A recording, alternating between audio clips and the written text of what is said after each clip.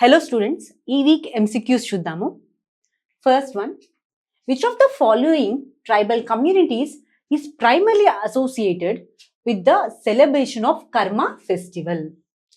రీసెంట్గా మనం న్యూస్లో ఈ కర్మ ఫెస్టివల్ గురించి చూసాము అండ్ కొంతమంది ట్రైబల్ పాపులేషన్ ఈ ఫెస్టివల్ని సెలబ్రేట్ చేసుకోవడం కూడా అబ్జర్వ్ చేసాము. అసలు ఈ కర్మ ఫెస్టివల్ అంటే ఏంటి అండ్ ఎవరు జరుపుకుంటారో చూద్దాం. Madhya Pradesh, Chhattisgarh, Jharkhand, west Bengal, MP and Odisha, ఈ ఏరియాస్లో ఉన్నటువంటి కొంతమంది ట్రైబల్ పాపులేషన్ ఈ ఫెస్టివల్ని సెలబ్రేట్ చేసుకుంటారు. ఈ ఫెస్టివల్లో కర్మాసాని అనేటటువంటి ఒక దేవతని వీళ్ళు ప్రార్థిస్తారు. ఎవరు? ఆవిడ్ని కర్మాసాని అంటారు. అండ్ ఈ దేవత ఒక చెట్టు రూపంలో ఉంటుంది అని వీళ్ళు భావించి ఒక చెట్టుకి పూజ చేస్తారు. దాన్ని కర్మ ట్రీ అని కూడా పిలుస్తారు.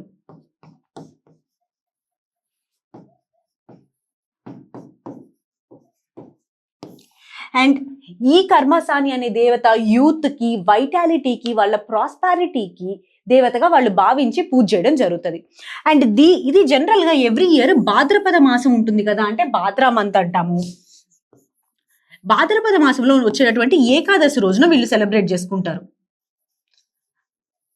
అంటే 11th డే వీళ్ళు దీన్ని సెలబ్రేట్ చేసుకుంటారు. అండ్ ఏ ట్రైబల్ కమ్యూనిటీస్ దీన్ని సెలబ్రేట్ చేసుకుంటాయి అంటే హో, ముండా, ఒరాంగ్, బైగా, సంతాల్, ఖరియా లాంటి ట్రైబల్ కమ్యూనిటీస్ ఈ ఫెస్టివల్ని సెలబ్రేట్ చేసుకుంటాయి. అండ్ ఈ ఫెస్టివల్ జనరల్గా సిస్టర్స్ వాళ్ళ బ్రదర్స్ బాగుండాలి అంటే సిస్టర్హుడ్ని, బ్రదర్హుడ్ని కూడా ఈ ఫెస్టివల్లో చూపిస్తారనమాట. ఆ ఉద్దేశంతో సెలబ్రేట్ చేసుకుంటారు. సో ఒక్కసారి క్వశ్చన్ ఏంటి అంటే ఏ ట్రైబల్ పాపులేషన్ ఈ ఫెస్టివల్ని సెలబ్రేట్ చేసుకుంటున్నారు? ఆప్షన్స్ చూద్దాము. బిల్, గోండ్, కోల్ ఇది కాదు. ఓకే, మనం ఇక్కడ ఏం చెప్పాము? హో, ముండా, ఒరాంగ్, బైగా, సంతాల్ అండ్ కరియా. సెకండ్ ఏంటి? Santhal, Oraon and Munda. Answer will be B, Santhal, Oraon and Munda. వీళ్ళు ఈ ఫెస్టివల్ని సెలబ్రేట్ చేసుకుంటారు. Next question, what is 2024 PT5 recently seen in the news? మనం న్యూస్లో రీసెంట్గా ఈ టర్మ్ని చూసాము. అదే 2024 PT5 అని చెప్పేసేసి. రీసెంట్గా ఏం జరిగింది అంటే PT5 2024 ఇది ఒక ఆస్ట్రాయిడ్ అనమాట. ఎర్త్ యొక్క గ్రావిటేషనల్ ఫీల్డ్లోకి రాబోతుంది. So asteroids first of all earth యొక్క గ్రావిటేషనల్ ఫీల్డ్లోకి ఎలా వస్తాయో చూద్దాం. జనరల్గా మనకి ఎర్త్ ఉంటుంది కదా, ఎర్త్ కి ఒక గ్రావిటేషనల్ ఫీల్డ్ అనేది ఉంటుంది. అంటే ఆ గ్రావిటీ ఒక ఫీల్డ్ ఏదైతే ఉంటుందో అది కొంత డిస్టెన్స్ వరకు ఆక్యుపై చేస్తుంది అనమాట. సో ఈ గ్రావిటీ ఫీల్డ్ లోనే మూన్ ఉంటుంది మనకి. సో ఈ గ్రావిటీ ద్వారానే ఈ మూన్ కూడా ఎర్త్ చుట్టూ తిరుగుతూ ఉంటుంది. సో అట్లానే స్పేస్ లో ఫ్లై బై ఆబ్జెక్ట్స్ ఏవైతే ఉంటాయో అంటే ఆస్ట్రాయిడ్స్ అలాంటివి కొన్నిసార్లు ఎర్త్ గ్రావిటీ ఫీల్డ్ లోకి ఎంటర్ అవుతూ ఉంటాయి. అండ్ కొంత టైం తర్వాత అవి టెంపరీగా ఉండేసేసి వెళ్ళిపోతా కూడా ఉంటాయి అనమాట. సో వీటిని జనరల్ గా మినీ మూన్స్ అని కూడా పిలుస్తారు. అంటే ఇవి పర్మనెంట్ గా ఎర్త్ చుట్టూ రివాల్వ్ అవ్వవు, కానీ కొంత టెంపరీగా చేసి వెళ్తాయి. సో రీసెంట్ గా ఈ ఫ్లై బై ఆబ్జెక్ట్ ఏదైతే ఉందో PT5 2024 ఇది ఎర్త్ గ్రావిటేషనల్ ఫీల్డ్ లోకి రాబోతుంది అని న్యూస్ లో ఉంది. ఒక్కసారి స్టేట్మెంట్ చూద్దాము. It's a newly discovered comet in the solar system. ఇది కామెట్ కాదు. Next, space machine planned by NASA to study the moon. ఇది కూడా కాదు. మూన్ ని స్టడీ చేయడానికి ప్లాన్ చేసిన స్పేస్ మిషన్ అంటున్నారు. ఇది కూడా కాదు. థర్డ్ ఏంటి? Distant planet in the Milky Way galaxy. ఇది కూడా కాదు. నెక్స్ట్ ఏంటి? D, a near earth asteroid expected to temporarily enter the earth's gravitational field. ఇది correct answer. Answer will be D. Okay, next question, which of the following was key features of Article 35A which is now abrogated? అసలు article 35A దేని గురించి సంబంధించింది? జమ్మూ కాశ్మీర్లో special provisions గురించి సంబంధించింది. ఏ రకమైన special provisions గురించి సంబంధించింది అనేది క్వశ్చన్. అసలు ఫస్ట్ ఆఫ్ ఆల్ ఈ ఆర్టికల్ 35A ఎందుకు న్యూస్లో ఉంది అంటే రీసెంట్గా జమ్మూ కాశ్మీర్లో ఎలక్షన్స్ గురించి న్యూస్ ఉంది కాబట్టి దాని గురించి ఇది న్యూస్లో ఉంది. సో అసలు ఆర్టికల్ 35A దేని గురించి అంటే 35Aలో ఉన్నటువంటి ఫీచర్ వల్ల జమ్మూ కాశ్మీర్ లెజిస్లేటివ్ అసెంబ్లీకి పర్మనెంట్ రెసిడెన్స్ ఎవరు జమ్మూ కాశ్మీర్లో అని చెప్పేసి డిఫైన్ చేయగలిగే రైట్ ఉందన్నమాట. సో ఇప్పుడు పర్మనెంట్ రెసిడెన్స్ ని డిఫైన్ చేయడము అండ్ దాంతోపాటు ఈ పర్మనెంట్ రెసిడెన్స్ కి స్పెషల్ ప్రివిలేజెస్ ఇవ్వడము, ఎంప్లాయ్మెంట్ విషయంలో కానివ్వండి, సోషల్ సెక్యూరిటీ విషయంలో కానివ్వండి, లేదా అక్కడ ప్రాపర్టీ కొనాలి అనుకున్నా సరే ఓన్లీ పర్మనెంట్ రెసిడెన్స్ మాత్రమే కొనగలిగేటట్టు ప్రొవిజన్స్ క్రియేట్ చేయడం కానివ్వండి. సో వీటన్నిటిని ఈ స్పెషల్ ప్రొవిజన్స్ క్రియేట్ చేసేదే ఆర్టికల్ 35A. ఓకే, ఒక్కసారి మనం స్టేట్మెంట్ చూద్దాం. ఫస్ట్ స్టేట్మెంట్ ఏంటి? To allow the president to declare emergency. అసలు మన కాన్స్టిట్యూషన్ లో ఎమర్జెన్సీ డిక్లేర్ చేసేటటువంటి ప్రొవిజన్ ఏంటి అనేది మీరు కామెంట్ సెక్షన్ లో చెప్పండి. ఈ ప్రొవిజన్ మాత్రం ఎమర్జెన్సీ డిక్లేర్ చేయడానికి కాదు. సో ఫస్ట్ స్టేట్మెంట్ అనేది తప్పు. సెకండ్ ఏంటి? Independent judiciary for Jammu Kashmir, ఇది కూడా కాదు. థర్డ్ ఏంటి? Special property rights for Jammu Kashmir residents. మనం చెప్పుకున్నాం కదా, కొంతమందిని పర్మనెంట్ రెసిడెన్స్ గా డెసిగ్నేట్ చేయొచ్చు. సో వాళ్ళకి స్పెసిఫిక్ గా ప్రాపర్టీ రైట్స్ ఇచ్చే అవకాశం కూడా ఈ ఆర్టికల్ కల్పిస్తుంది. So answer will be C. Okay, next question. With reference to the bio ride scheme consider the following statements. Recent గా union cabinet bio ride scheme ని అనౌన్స్ చేసింది. అసలు బయో రైట్ స్కీమ్ అంటే ఏంటి? మొత్తం ఈ స్కీమ్ లో మొత్తం 3 కాంపోనెంట్స్ ఉంటాయి. అందులో 2 కాంపోనెంట్స్ ఏవైతే ఉన్నాయో అవి ఆల్రెడీ బయోటెక్నాలజీ కింద ఉన్నటువంటి ఎగ్జిస్టింగ్ స్కీమ్స్. ఫస్ట్ కాంపోనెంట్ ఏంటి అంటే biotechnology research and development scheme. ఇది ఆల్రెడీ డిపార్ట్మెంట్ ఆఫ్ బయోటెక్నాలజీ కింద ఈ స్కీమ్ రన్ అవుతుంది. రెండో స్కీమ్ వచ్చేటప్పటికి biotechnology industry and entrepreneurship scheme. అంటే ఇందులో ఇండస్ట్రియల్ సపోర్ట్, దాంతో పాటు ఎంటర్‌ప్రెన్యూర్స్ ని తయారు చేయాలి అనే ఉద్దేశంతో ఈ స్కీమ్ ని తీసుకురావడం జరిగింది. Biotechnology industrial support and entrepreneurship scheme. And మూడోది వచ్చేటప్పటికి bio manufacturing and bio foundry scheme. So ఈ bio manufacturing and bio foundry ఏదైతే ఉందో ఇది కొత్త కాంపోనెంట్. సో దీనికన్నా ముందు మనం తెలుసుకోవాల్సింది ఏంటి అంటే బయో మ్యానుఫ్యాక్చరింగ్ అంటే ఏంటి, అసలు ఆ పదానికి అర్థం ఏంటి? నార్మల్ గా ఎప్పుడైనా సరే మ్యానుఫ్యాక్చరింగ్ ప్రాసెస్ తయారు చేస్తామో ఈ తయారు చేసే ప్రాసెస్ లో లివింగ్ సెల్స్ కానీ జెనెటికలీ మోడిఫైడ్ ఆర్గానిజమ్స్ ఉంటాయి కదా. సో ఇట్లా లివింగ్ సెల్స్ ఈ ఆర్గానిజమ్స్ ని యూజ్ చేసుకొని ఇండస్ట్రీ స్కేల్లో అంటే ఎక్కువ మొత్తంలో ఒక ప్రోడక్ట్ ని మనం తయారు చేసి అమ్మినప్పుడు దాన్ని మనం బయో మ్యానుఫ్యాక్చరింగ్ అంటాం. అండ్ రెండో కాంపోనెంట్ ఏంటంటే ఇందులో బయో ఫౌండరీ అంటారు. అసలు ఈ బయో ఫౌండరీ అంటే ఏంటి? ఎప్పుడైతే ఈ బయో మ్యానుఫ్యాక్చరింగ్ ఏమని చెప్పాం మనం ఇందాక, లివింగ్ ఆర్గానిజమ్స్ ని ఇండస్ట్రీ స్కేల్లో డెవలప్ చేస్తే బయో మ్యానుఫ్యాక్చరింగ్ అన్నాం కదా. ఇప్పుడు బయో ఫౌండరీ ఏంటి అంటే ఇదే లివింగ్ ఆర్గానిజమ్స్ ని ఇంజనీరింగ్, ఆటోమేషన్ ఇలాంటి కాంపోనెంట్స్ యూజ్ చేసి కనుక తయారు చేసినట్టయితే దాన్ని బయో ఫౌండరీ సర్వీసెస్ అంటారు. సో ఇప్పుడు ఈ bio foundry and bio manufacturing ఒక అర్థమైంది కదా మనకి. ఒక్కసారి కాంపోనెంట్స్ చూద్దాం ఇందులో. అంటే స్టేట్మెంట్స్. ఫస్ట్ స్టేట్మెంట్ ఏంటి? The scheme AIIMS to promote bio entrepreneurship. ఇందాక second component of the scheme గురించి చెప్పాము, బయో ఎంటర్‌ప్రెన్యూర్‌షిప్ ఉందని చెప్పి. And foster industry academia collaboration, support sustainable bio manufacturing and nurture human resources in biotechnology. ఇది right answer. ఈ biotechnology యొక్క development కోసం ఈ స్కీమ్ మనం తీసుకురావడం జరిగింది. Next second statement. It is aligning with the vision of becoming an US 300 billion bio economy by 2030. మనకి Viksit Bharat goals లో ఉన్నది కూడా ఇదే. బై 2030 మనం 300 బిలియన్ బయో ఎకానమీ అవ్వాలి, అంటే $300 బిలియన్ బయో ఎకానమీ అవ్వాలి అని చెప్పి గోల్ గా పెట్టుకోవడం జరిగింది. So it is on line with it, కాబట్టి సెకండ్ స్టేట్మెంట్ కూడా కరెక్ట్ ఆన్సర్. థర్డ్ స్టేట్మెంట్ ఏంటి? The scheme has an budget of 15,000 crores for the period of 2021 and 26. Actually ఈ స్కీమ్ యొక్క బడ్జెట్ 15,000 కోట్లు కాదు, 9,127 crore రూపీస్. ఈ బడ్జెట్ తో ఈ స్కీమ్ ని తీసుకురావడం జరిగింది. సో అందుకని చెప్పేసి థర్డ్ స్టేట్మెంట్ అనేది రాంగ్. ఎన్ని statements correct? Answer A. 1 and 2 statements are correct. Okay, next question. With reference to the PM AASHA Pradhan Mantri Annadata Aay Sanrakshan Abhiyan consider the following statements.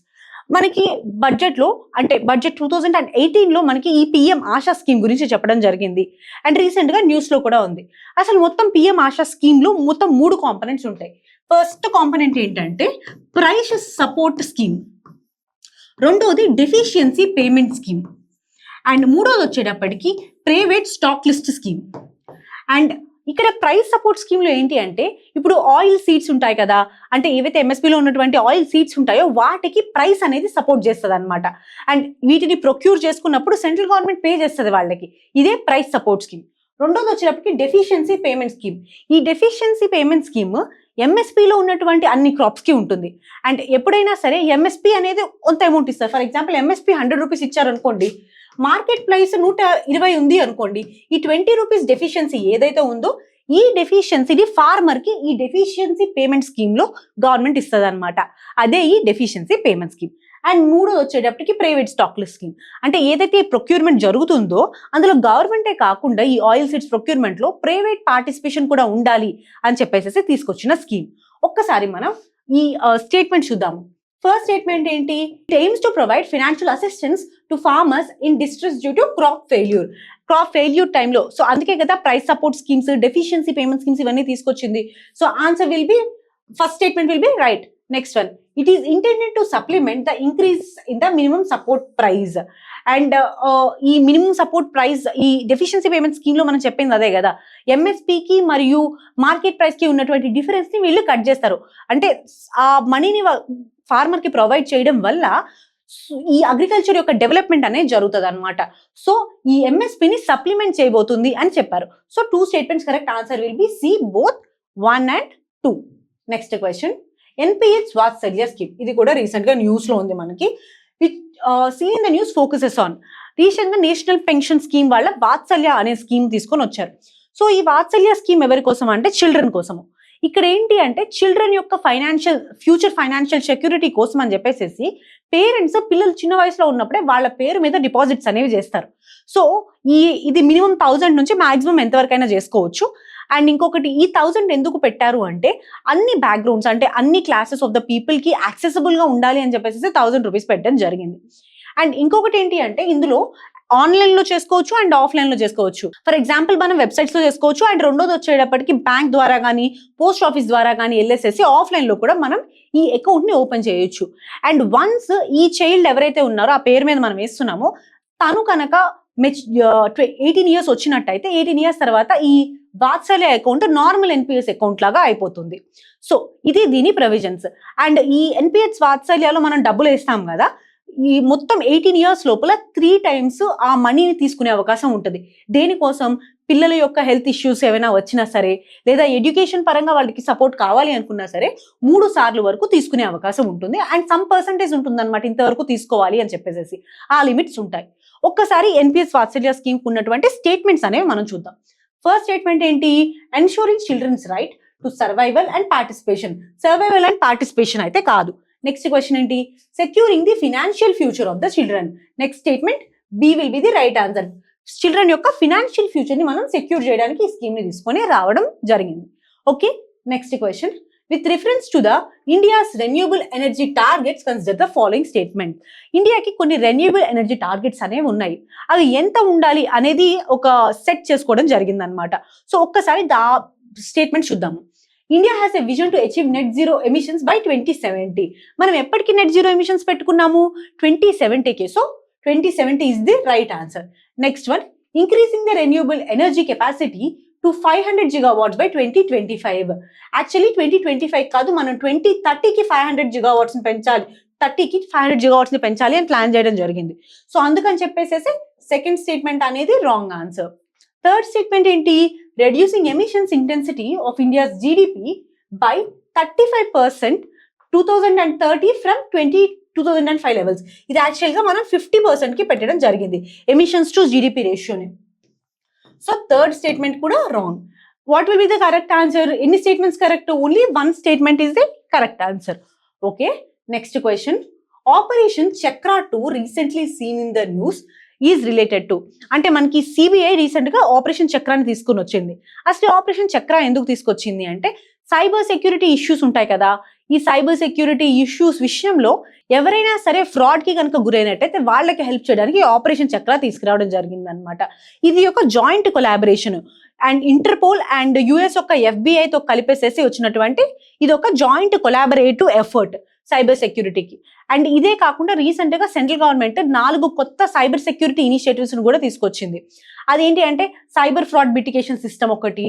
అంటే ఏంటి? సైబర్ ఫ్రాడ్స్ రాకుండా మిటిగేషన్ చేయడానికి ఒక రకమైనటువంటి సాఫ్ట్వేర్స్ ని సిస్టమ్స్ ని డెవలప్ చేయడం. రెండోది సైబర్ కమాండోస్ ప్రోగ్రామ్.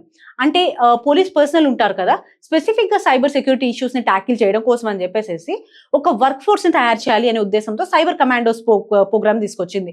సో అట్లా ఫ్యూ ఇనిషియేటివ్స్ కూడా తీసుకొచ్చింది. సో చక్ర దేని గురించి అంటే ఫస్ట్ స్టేట్మెంట్ చూద్దాము. కంబాటింగ్ డ్రగ్ ట్రాఫికింగ్, ఇది డ్రగ్ ట్రాఫికింగ్ కూడా కాదు. B addressing real estate scams, ఇది కూడా కాదు. థర్డ్ ఏంటి? Dismantling cyber enabled financial crime network. Answer will be C. Cyber ద్వారా జరిగేటటువంటి ఫైనాన్షియల్ క్రైమ్స్ ఉంటాయి కదా, వీటిని డిస్మాంటిల్ చేయడానికి తీసుకుని వచ్చాం. ఎవరి కొలాబరేషన్ తో తీసుకొచ్చాము? యునెస్కో అండ్ ఆల్సో FBI యొక్క కొలాబరేషన్ ఉంది ఇందులో. Okay, next question.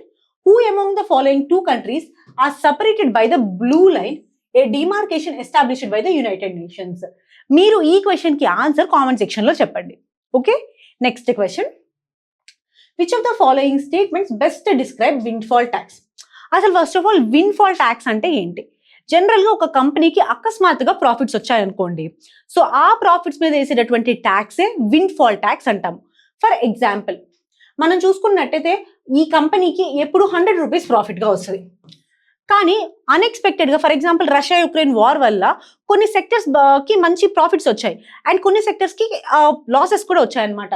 So for example ఇలా ఎక్స్టర్నల్ ఇష్యూస్ వల్ల వీళ్ళకి వచ్చే ప్రాఫిట్ ఏదైతే 100 యావరేజ్ గా ఉందో ఇది 500 అయింది అనుకోండి, ఈ మధ్యలో ఉన్నటువంటి 400 డిఫరెన్స్ ఉంది కదా, దీని మీద వేసేటటువంటి ట్యాక్సే విండ్ఫాల్ ట్యాక్స్ అంటారు. అసలు జనరల్ గా కాన్సెప్ట్ చెప్పాలి అంటే అకస్మాత్తుగా వచ్చేటటువంటి ప్రాఫిట్స్ మీద వేసేటటువంటి ట్యాక్సే విండ్ఫాల్ ట్యాక్స్. ఓకే, ఒక్కసారి మనం స్టేట్మెంట్ చూద్దాం. ఫస్ట్ స్టేట్మెంట్ ఏంటి? A tax imposed on companies for any unexpected profits made due to sudden or external events. మనం ఆల్రెడీ చెప్పాం కదా, ఎక్స్టర్నల్ గానీ సడన్ ఈవెంట్స్ కానీ ఏమైనా జరిగినప్పుడు కంపెనీ మీద, ఆ కంపెనీకి వచ్చినటువంటి ప్రాఫిట్స్ మీద వేసేటటువంటి ట్యాక్సే విండ్ఫాల్ ట్యాక్స్. ఓకే, ఆన్సర్ ఏంటి ఇప్పుడు? Statement A will be the right answer. Okay, ఇది ఈ వీక్ MCQs. Thank you.